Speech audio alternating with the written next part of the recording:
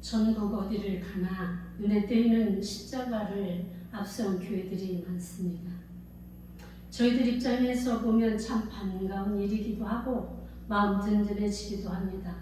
그런데 우리와 다른 입장을 말하고 있는 사람들도 많습니다. 아니 무슨 가는 곳마다 교회가 저렇게 많아? 한 상가에 몇 개씩 되는 거야? 심지어 목회자들조차 개척에 대해 부정적인 시각을 갖고 계신 분들도 많습니다. 왜 그럴까요? 다는 모르지만 아마도 교회에 대한, 아니 교인들에 대한 부정적 사고나 선입견 때문은 아닐까요? 교회들이 사회에 미치는 영향에서 긍정적이 못한 점, 그 점 때문에 저들이 그런 생각을 갖는 것 아닐까요? 교회들이 많음으로 자신에게 불리하거나 불편한 것은 무엇일까요? 여기에는 이전의 어떤 나쁜 경험에 의한 감정이 곁들여 있음을 알 수 있습니다. 예전에 나는 그 사람이 어느 교회 장로였는데, 집사였는데, 권사였는데 하면서 시작되는 그들의 경험을 듣고 있으면 나도 모르게 얼굴이 부끄러워진 적이 한두 번이 아니었습니다. 그 전에 다니던 교회 목사님이로 시작되는 이야기도 있지요. 뭔가 잘못되고 있음이 감지되지 않습니까? 예전에는 누군가를 이야기할 때 저 사람 어디에 교회에 다니는데 그러니 그런 나쁜 사람은 아니야 다 통했습니다. 그런데 요즘엔 저 사람이 다니는 교회가 어느 교회야 상대하지 마 가 되어버릴 만큼 지금 한국 교회는 찢어질 대로 찢어지고 땅에 떨어질 대로 떨어졌습니다. 바로 우리 교회가 잘못 가고 있음을 의미하는 것 아니겠습니까?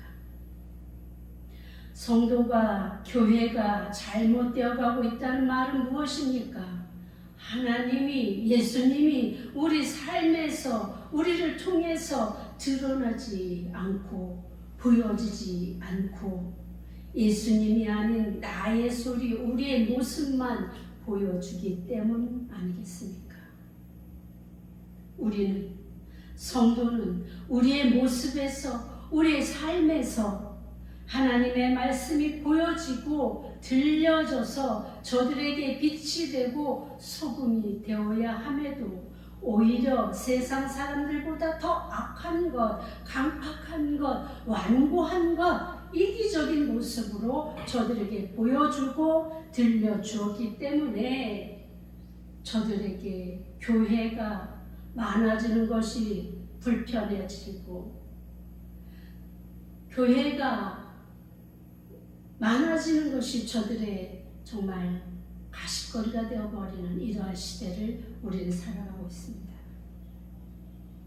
교회는, 성도는 선한 영향력을, 우리 말로는 많이 하지요. 선한 영향력을 끼쳐야 된다라고 누구나 말을 합니다.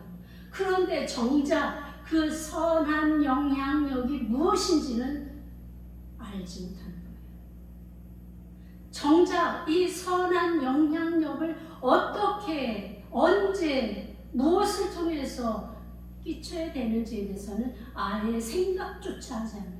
그저 입에 붙여있는 소리, 누구나 크리스찬이라면 하는 소리, 그것을 그냥 아무 의미도 없이 아무 비중도 없이 그냥 이야기하고 있는 것입니다. 그렇기 때문에 그런 악한 영향력, 부정적인 우리의 모습만 보여주는 것 때문에 오늘 우리는 그러한 말을 듣고 그러한 취급을 받는 것 아니겠습니까? 저는 그런 생각을 해봅니다. 성도라고 하는 저 속에는 어떤 마음이 있을까? 성도라고 하는 저의 속에 얼마나 사람에 대한 말씀이 영향력을 끼치고 있을까?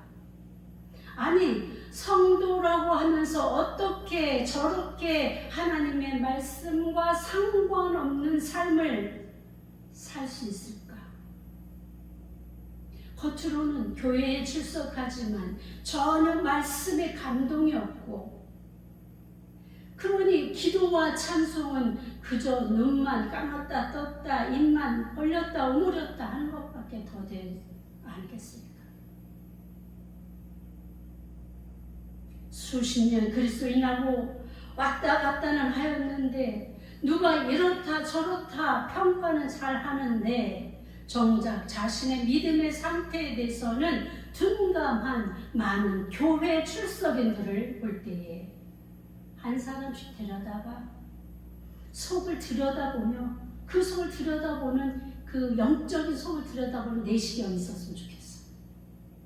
속을 들여다보며 진짜 믿음이 무엇인지, 지금 당신의 상태는 어느 상태인지 같이 한번 살펴보고 싶습니다.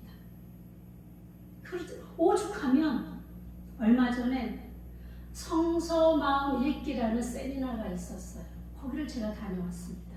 얼마나 여러분들의 속을 알고 싶었으면, 얼마나 여러분들의 마음을 읽고 싶었으면 제가 그러한 세미나까지 거금을 들여서 갔다 왔겠습니까? 감추고 있는 저들의 진짜 마음, 정말 저들이 갖고 있는 하나님에 대한 믿음의 깊이, 그것이 읽고 싶은 거예요. 왜 그렇겠습니까? 그들이 겉모습과 행함이 다르기 때문인 것이죠. 사람은 속에 있는 것이 드러나게 되어 있는 거예요. 그래서 속에 있는 것이 더러운 것이 아니라 우리 입 밖으로 나오는 것이 더러운 것이죠. 진짜 하나님의 길에서 바르게 살아가야 될 그 사람의 그 속에 얼마나 하나님의 말씀이 들어있느냐, 이것이 궁금해지는 거예요. 물론 대충은 알죠. 우리도 그 사람을 보면 대충은 알지 않습니까? 무엇을 통해서? 그 사람의 말과 행동을 통해서 알게 되는 거죠. 그 사람이 맺는 열매를 통해서 알게 되는 거죠. 그러나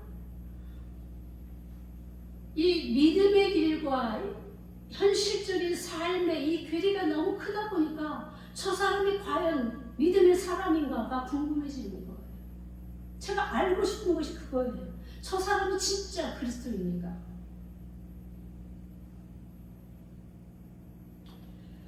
오늘 본문은 수십 년 이스라엘의 종교 지도자로 살아가고 있는 저들이 하나님에 대한 예수님의 가르침, 하나님의 기적, 예수님의 기적과 이사 이를 보여줌에도 불구하고 여전히 종교적인 외식으로 긴 도포자락에 숨기고 감추고 오히려 예수님을 대적하는 바리새인들에게 지친 예수님께서 저들의 속마음을 드러내시며 어떠한 사람이 정말 천국에 갈 수 있는지, 참 믿음이 있는 사람인지를 설명한 말씀입니다. 그렇게 보아도 무관합니다. 먼저 서기관들과 바리새인들은 마태복음 12장 38절에 보니까 예수님께 표적을 보여줄 것을 요구합니다. 그들은 이미 자신들의 랍비들로부터 메시아로 오는 사람은 표적과 이러이러한 표적을 보일 것이고 이러이러한 기적을 일으킬 것이라는 이야기를 교육을 받아왔습니다. 그래서 이들이 지금 표면적으로 예수님께 표적을 구하는 것은 마치 당신이 메시아인지 아닌지 알고 싶습니다라는 순수한 마음으로 하는 것이 아니라는 거죠. 이들은 이미 저들 마음속에 예수님은 메시아가 아니다라고 확정을 지어놓고 오히려 그것을 많은 사람들 앞에 드러내어서 망신시키고 대적하기 위해서 이런 것을 요구하고 있는 것입니다. 저들의 간악한 마음, 완악한 마음을 파악하신 예수님께서는 요나의 표적밖에 너에게 보여줄 것이 없다라고 딱 잘라서 말씀하십니다. 요나의 표적이 무엇입니까? 바로 3일 동안 그 뱃속에 물고기 뱃속에 들어갔다가 다시 토해져서 살아나오는, 바로 예수님께서 3일 동안 무덤 속에 계시다가 부활하셔서 다시 살아나신다는 그 표적 이야기하는 것이죠. 이건 무슨 말씀이에요? 나는 메시아다. 이것을 지금 예수님 스스로가 이렇게 밝히고 있는 거예요. 그러나 저희들은 깨닫지 못하는 거예요. 정말 하나님의 아들, 하나님, 그분이 이렇게 육신의 몸을 입고 오셨음을 아무리 이야기해주고 그들 랍비들이 말해준 것처럼 기적을 보이고 표적을 행해도 저들은 이미 자신들이 정해놓은 메시아 상이 있기 때문에 그 메시아 상에서 어긋나는 예수님은 메시아로 인정하지 않는 것입니다. 그들이 정해놓은 메시아는 어떤 메시아입니까? 그들은 이스라엘 왕궁에서 위대한 왕으로 그렇게 나타날 메시아를 기대하는 것입니다. 그래서 자신들을 지금 억압하고 있는 이 로마군들을 다 무찌르고 온 세상에 이스라엘의 영광을 드러내는 그러한 메시아를 꿈꾸고 있는 거예요. 그리고 자신들은 선민이기 때문에 그 누구도 이러한 은혜를 받지 못할 것이고 오직 자신들만, 자기 민족들만 이런 은혜를 받게 될 것이라는 아주 확고부동한 그런 모형을 갖고 있는 것이에요. 그런데 우리 예수님은 어떻게 나타나셨습니까? 저 나사렛에서 무슨 선한 것이 나겠느냐?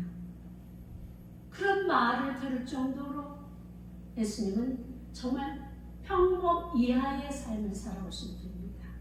낮고 천한 마구간에서 태어나셨고 나사렛이라는 아주 산간의 집안에서 목수로 그렇게 30여 년을 살았던 분 아니십니까? 그런 분이 허름한 옷차림으로 그들 앞에 나타나서 하나님임을 밝히니 저들이 믿지 않는 것입니다. 그러나 그들의 그 확고부동한 그 모양 속에 갇혀있는 저들은 믿지 않았지만 순수한 마음으로 주님을 바라보고 메시아를 기다렸던 평범한 사람들은 메시아임을 알았고 따랐던 것이지요. 이것에 차이가 있는 거예요. 오늘 우리가 잘 알고 있는 이 씨 뿌리는 농부의 비유는 이러한 어떠한 마음으로 주님을 바라보고 받아들이는가에 따라서 그 사람이 천국을 가느냐 가지 못하느냐를 결정짓는 그런 말씀이 이 속에 들어있는 것입니다. 예수님은 자신을 씨 뿌리는 농부로 비유를 했습니다.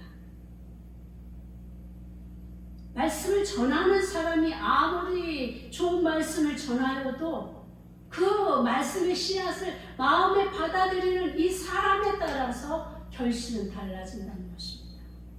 여기 4가지 유형의 마음이 나타납니다. 첫 번째는 어떤 마음입니까?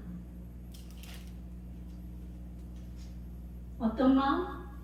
길가에 떨어지는 길가와 같은 마음, 이런 마음이라는 거죠. 자, 길가, 여기에서 길가라는 것은 우리가 생각하는 그냥 정말 길로 많은 사람들이 오갈 수 있도록 만들어진 길가가 아니라 농부가 농사를 짓기 위해서 논두렁처럼 왔다 갔다 하면서 농사를 짓기 위해서 자주 왔다 갔다 하면서 밟아서 딱딱해진, 그래서 길이 되어진 그런 걸 이야기하는 거예요. 그 농부가 여기서 씨를 뿌릴 때 길가에 뿌렸다고 생각하니까 여러분들은 어떻게 생각하세요? 아니 왜 길에다가 뿌리지? 이런 생각을 하는 거예요. 그렇죠? 그런데 이 유대 이스라엘 사람들은 농사를 지을 때 고랑을 먼저 파고 씨를 뿌리는 것이 아니라 씨를 먼저 뿌리고 고랑을 만든다고 그래요. 그러니까 이런 형태가 나올 수 있는 거예요.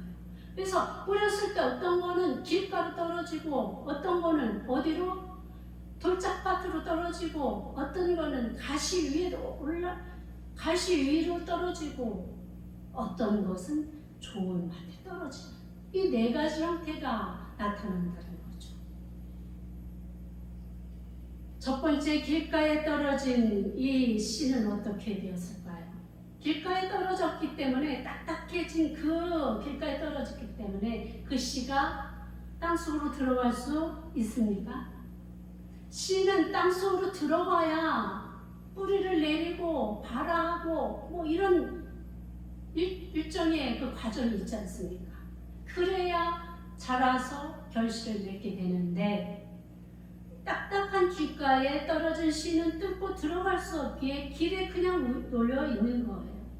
그러니까 지나가던 새가 와서 그것을 먹어버리는 그런 비유로 지금 말씀하고 있는 것입니다. 두 번째는 흙이 얕은 돌밭, 그러니까 돌이 있고 위에 흙이 약간 뿌려져 있는 정도, 이 정도 상태를 이야기하는 거예요. 그곳에 떨어졌다는 거예요. 그곳에 떨어진 것은 그야말로 금방 흙이 있어서 씨가 떨어지면 뿌리는 내립니다. 그런데 그 밑으로 파고 들어야 될 이 뿌리가 그 밑에 뭐가 있다고 그랬죠? 돌이 있다고 그랬잖아요. 돌을 뚫고 갈 수 없어서 햇빛이 나면 곧 타서 죽게 되는 거죠. 자랄 수가 없는 거예요. 세 번째, 어디에 떨어졌다고요? 어디? 가시떨기 위에 떨어져 있다라는 이야기를 하십니다. 더러는 가시떨기 위에 떨어짐에 가시가 자라서 기운을 막았고 가시 위에 떨어졌는데 한심이기 뿌리를 내려도 가시가 더 웃자라기 때문에 햇빛을 다 가리잖아요. 햇빛을 보지 못하는 그런 식물은 자라지 못하고 결실을 맺지 못하는 거죠. 시들시들 말라 죽게 되는 거죠. 네 번째, 더러는 좋은 땅에 떨어짐에 어떤 것은 100배, 어떤 것은 60배, 어떤 것은 30배 결실을 하였느니라.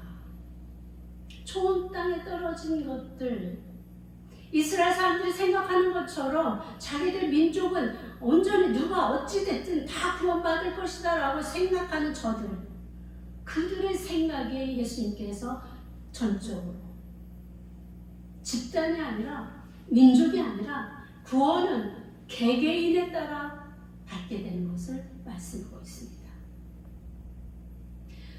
제자들이 묻습니다. 예수님, 왜 저들이 알아듣지도 못하는 그런 비유로 들어서 말씀을 하십니까? 이렇게 말씀하십니다. 그러니까 예수님께서 이제 하나하나 설명을 해나가시는 거예요. 길가에 떨어진 마음은 어떤 마음인지, 돌짝밭 위에 떨어진 마음은 어떤 마음인지 이걸 하나하나 설명해 나가는 거죠.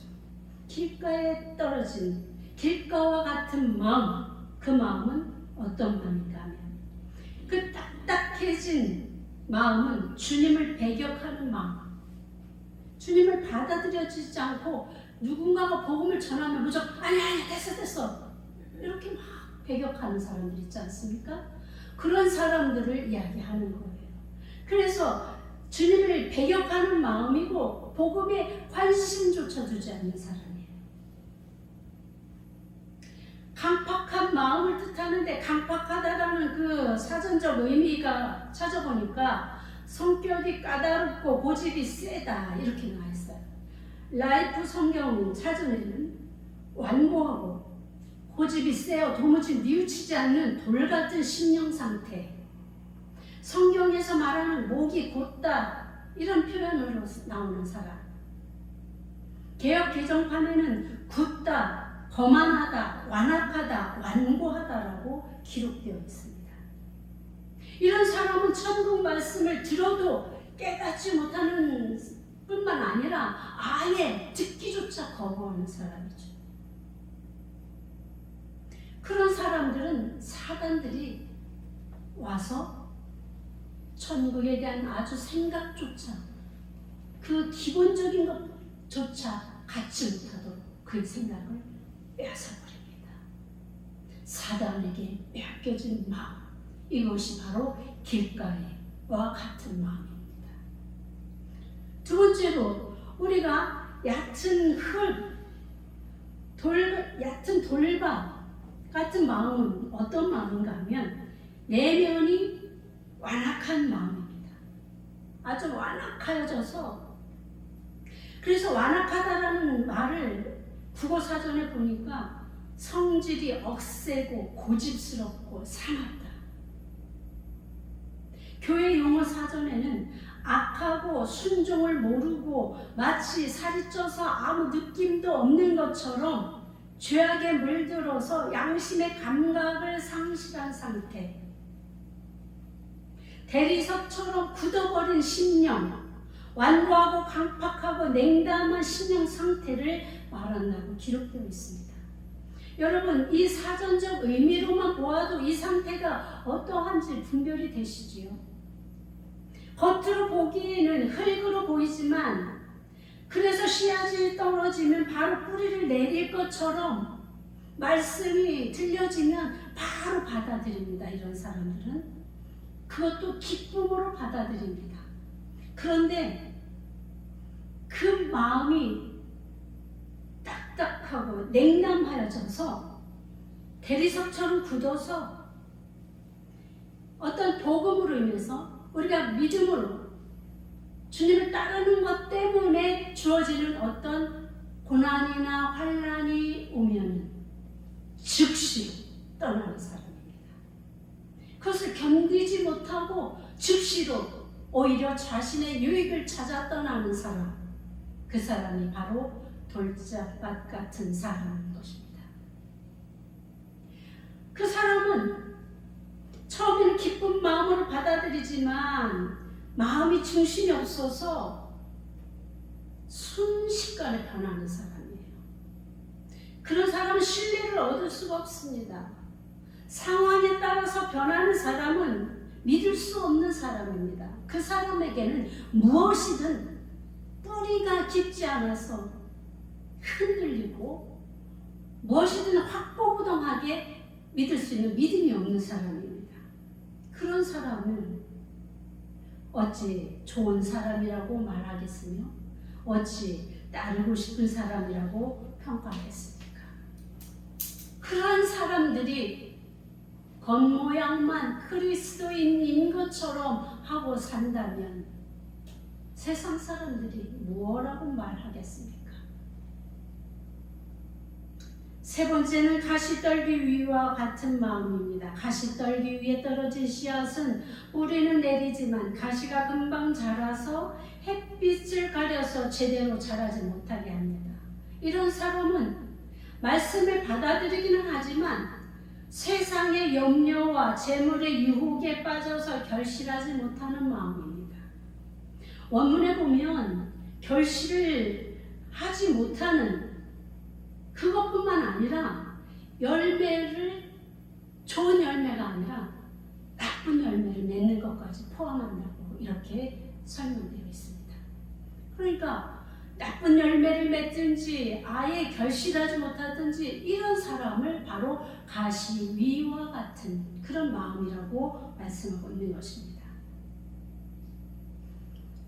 이 마음은 씨앗이 자라기에 적합하고 훌륭한 땅이 아니라 그야말로 우리의 심령은 기도와 말씀으로 일구지 않으면, 매일같이 일구지 않으면 세상의 염려와 재물의 유혹으로 인생을 방해하는 가시가 자라서 우리 안에 있는 이 복음의 씨앗은 자라지 못하게 하고 사그라들게 만든다라는 거예요. 세상에 마음 있는 사람은 천국에 들어갈 수 없습니다. 앞에서 말한 이 세 가지 유형의 마음을 그대로 가지고 간다면 이 사람은 결코 하나님 나라를 들어갈 수 없습니다.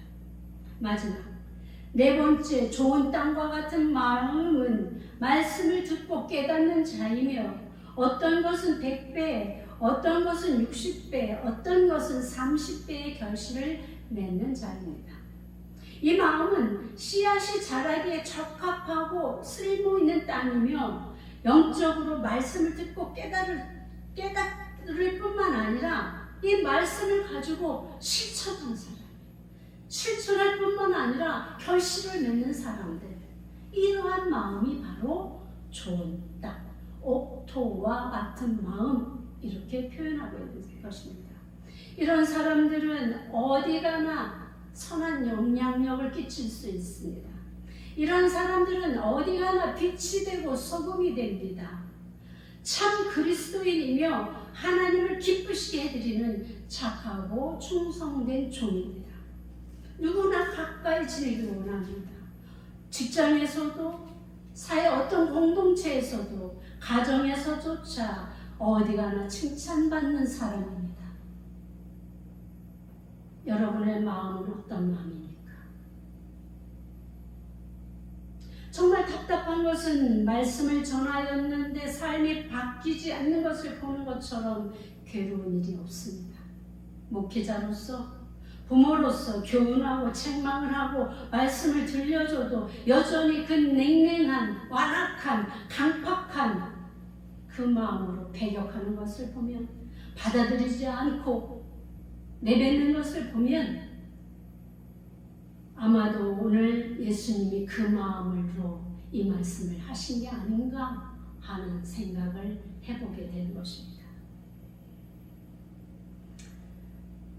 예수님께서도 주님의 권세 있는 가르침과 초자연적인 이적들을 보여줬음에도 이들은, 바리새인과 서기관들은 여전히 표적을 요구하고 있습니다. 그러할 때 얼마나 예수님의 마음이 답답하고 한심하고 저들이 불쌍하게 보였겠습니까? 씨 뿌리는 농부에게 그 천국에 의해서 주어지는 게 아니라 그 씨 뿌리는 농부가 뿌려진 그 씨앗을 받는 그 마음이, 그 밭이 어떠하느냐에 따라서 열매를 맺기도 하고 사라지거나 사단에게 빼앗기거나 그야말로 타서 죽어버리거나 이런 형태가 나타난다는 것이죠. 예수님께서 씨 뿌리는 비유 후에 제자들이 질문합니다. 어찌하여 그들에게는 비유로 말씀하시나이까? 라는 질문에 예수님 말씀하시기를, 천국의 비밀을 아는 것이 너희에게는 허락되었으나 그들에게는 아니 되었나니 무릇 있는 자는 받아 넉넉하게 되되 없는 자는 그 있는 것도 빼앗기리라. 이 말씀을 들으니까 여러분들 떠오르는 생각, 떠오르는 이야기 없습니까? 떠오르는 말씀, 달란트 비유를 여러분들이 기억하실 것입니다. 2달란트와 5달란트를 가지고 열심히 충성되게 일한 그들이 남긴 것을 주인에게 드렸을 때 그 주인이 착하고 충성된 종아, 그리고 내가 적은 일에 충성하였음에 내가 많은 것을 내게 맡기리니 내 주인의 즐거움에 참여할지어다. 반대로 1달란트 받은 이 종은 땅에 묻어두었다가 그대로 가지고 와서, 그랬을 때 그 주인이 뭐라고 이야기합니까? 악하고 게으른 종아, 그 1달란트를 빼앗아 10달란트를 가진 자에게 주어라. 이 무익한 종을 바깥 어두운 데로 내쫓으라. 거기서 슬피 울며 이를 갈리라 하니라. 같은 내용 아니겠습니까? 천국의 비밀을 아는 자, 어떤 자입니까? 주님의 말씀을 깨닫는 자입니다. 들려진 그 말씀을 잘 듣고 깨닫고 그리고 그것을 행하는 자입니다. 그런 자에게 하나님께서는 더 많은 천국의 그 비밀을 알려주고 천국에 이르도록 은혜를 베푸시고 그리고 구원해 주시는 것입니다. 그러나 들려주어도 보여주어도 듣지 못하고 보지 못하고 깨닫지 못하고 아무것도 하지 않는 저들에게는 주었던 것마저 빼앗아서 더 많은 자에게 주고 이 사람은 바깥 어두운 데로 내쫓아버리는 이런 하나님이시라는 것을 우리가 깨달아야 되는 것입니다. 서기관들과 바리새인들과 같이 들어도 깨닫지 못하고 보아도 보지 못하는 저들은 그야말로 복음을 거부하는 자들입니다. 그래서 예수님께서도 복음을 받아들이는 자와 거부하는 자를 나누어서 지금 말씀하고 있는 거예요. 그 마음이 어떠하냐? 복음을 받아들이느냐? 거부하느냐? 받아들인 자가 그것을 가지고 행하느냐? 열매를 맺느냐? 아니면 그것을 가지고 있다 점점 그 있는 것마저도 빼앗겨버리는 그러한 일로 나가는 그런 사람도 있다는 것을 우리에게 말씀하시면서 우리가 어떤 마음으로 어떻게 주님 말씀 앞에 임해야 되는지 그저 우리가 이름만 그리스도인이 아니라 실질적으로 우리가 참 하나님의 말씀을 실천하고 열매를 맺는 그리스도인으로 살아갈 것을 교훈하고 있는 것입니다. 마음이 완악하여져서 하나님에 대한 믿음의 결실을 맺지 못하는 자들에게는 오히려 천국의 비밀을 감추어서 저들이 천국에 들어올 수 없도록 하겠다는 것 아닙니까? 지금 서기관들과 바리새인들에게 이들이 알아듣지 못하도록 비유로 말씀하시는 거예요. 저들이 이미 마음이 완악해져서 예수님을 복음을 받아들이지 않기 때문에 저들에게는 감추는 거예요. 천국에 들어가지 못하도록 그 마음 상태로는 천국에 들어갈 수 없음을 지금 말씀하고 있는 거예요.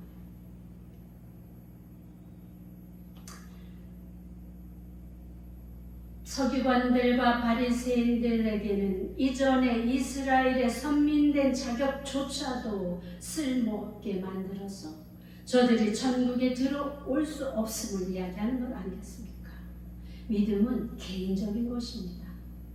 우리 가문이 몇 대가 믿음의 가문이었어. 그것 때문에 천국에 갈 수 없습니다. 우리 엄마가, 우리 아빠가 목사님이었고 장로님이었고 권사님이었고 그것 때문에 그 자녀들이 천국 가는 것 아닙니다. 내가 어떻게 믿고 어떻게 삶을 사느냐, 주님의 뜻을 쫓아 결실을 맺느냐 안 맺느냐에 따라서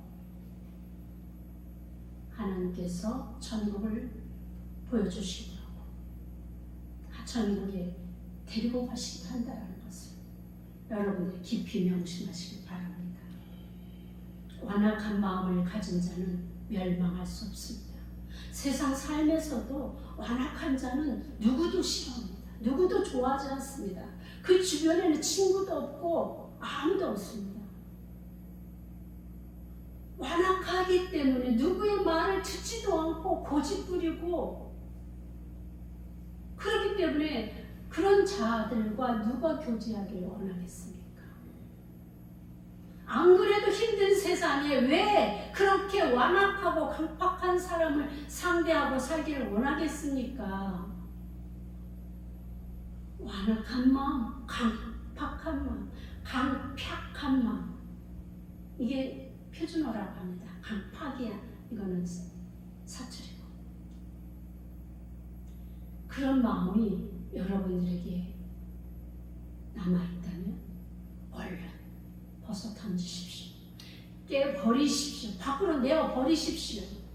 여러분들 마음속에는 오직 옥토와 같은 마음, 주님의 말씀이 떨어질 때마다 아멘, 아멘, 아멘으로 받아서 화답하고 그리고 그 마음을, 그 말씀을 삶에 나가서 적용시키는, 주일날 우리 목사님이 이런 말씀을 주셨는데 내가 이 말씀을 어떻게 이걸 적용해 나갈 것인가, 이거를 고민하고 묵상하는 여러분들 되시길 바랍니다. 그래야 그 말씀이 여러분들의 삶에서 역동적으로 여러분들의 주변을, 환경을 변화시킵니다. 그래 여러분들이 천국과 같은 세상을 살 수 있는 것입니다. 여러분들의 그 주변이 왜 그렇게 시끄럽고 어지럽고 그런지 돌아보십시오. 내가 예수님처럼 이렇게 살았음에도 그렇게 시끄럽고 어지럽다면 그것은 사단이 우리에게 주는 고난이 될 수도 있습니다. 그들은 우리를 괴롭혀서 우리가 넘어지기를 바라면서 이렇게 할 수도 있습니다.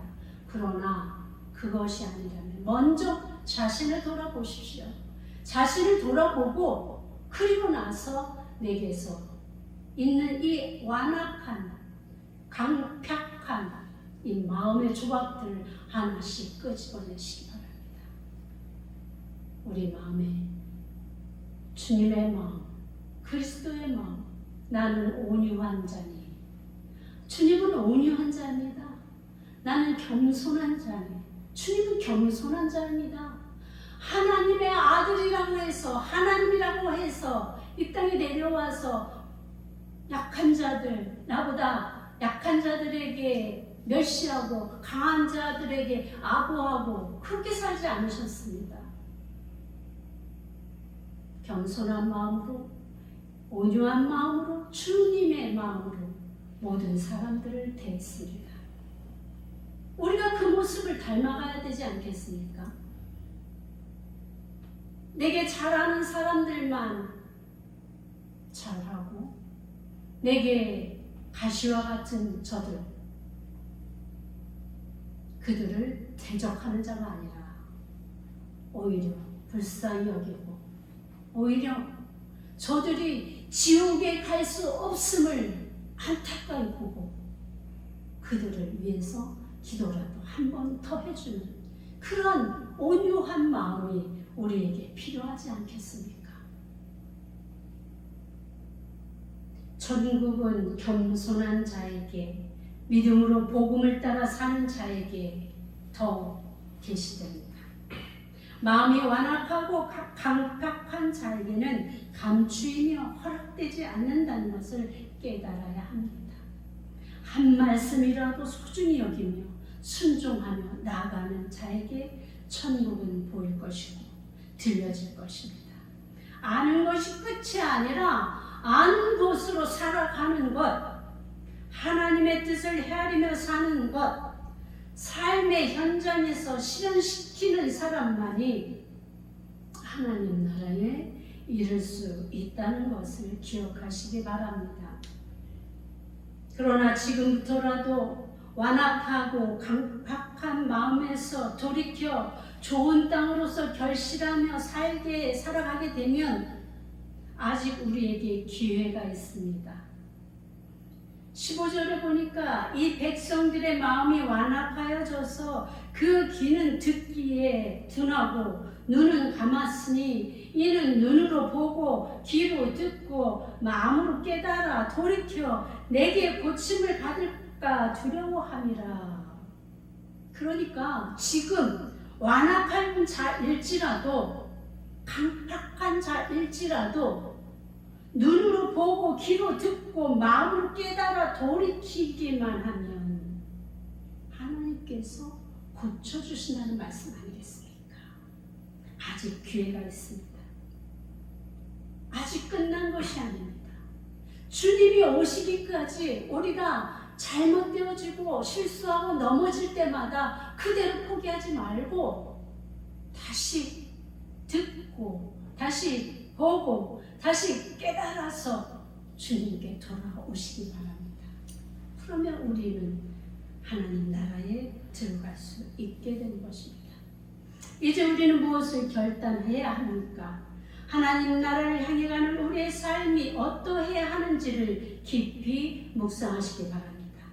서기관들과 바리새인들처럼 시장 모퉁이에 서서 사람들의 문안 받기에만 급급하지 말고 참 말씀이신 그리스도의 교훈을 따라서 하나님의 나라를 건설해 나가기에 진심이길 바랍니다. 외식이 아니라, 형식이 아니라, 의전이 아니라 말씀이 삶이 되는 진짜 그리스도인이 되기를 결단하십시다. 그래서 하나님께 기쁨을 드릴 뿐 아니라 세상 사람들에게도 우리 동네에 또 교회가 생겼네 하면서 반가워할 수 있도록, 교회가 많아서 참 좋다라는 평가를 들을 수 있도록 우리가 변화합시다. 우리가 달라집시다. 우리가 참 그리스도인이 됩시다. 그럴 때에 이 땅에 하나님의 나라는 건설될 것이고 그 통치권 아래서 진정한 사랑과 기쁨을 누리는 삶을 살 수 있게 되지 않겠습니까? 이런 삶을 누리시는 우리 모두가 되시기를 주님의 이름으로 축복합니다.